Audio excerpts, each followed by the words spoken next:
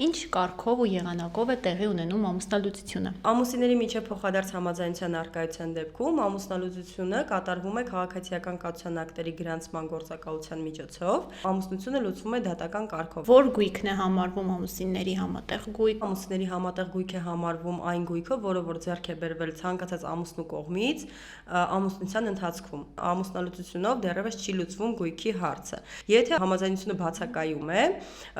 այն կողմը, որը որ ցանկանում է կիսել գույքը, կարող է նման պահանջով դիմել դատարան։ Գնալու հետ կապված, այսինքն 50-50 է պատկանում գույքը, ստացվում է մյուս ամուսինը կարող է գնել, բայց 50%-ը, չէ՞, այսինքն գնի 50 կեսն է տալիս ու գնում է։ Հիմնականում համատեղ սեփականության մասնակիցների բաժինները հավասար են։ Այն անձը, որ պահանջ է ներկայացրել դրամական միջոցները բաժանելու վերաբերյալ, պետք է նաև ապացուցի, որ այդ դրամական միջոցները գոյություն ունեն։ Շատ ավելի դժվար է։ Շատ ավելի դժվար է, քան եթե օրինակ առկա է բնակարան եւ բնակարանն են բաժանում, քան եթե բնակարանը վաճառել են ու այդ գումարից հետագայում փորձում է իր բաժինը ստանալ մյուս ամուսինը։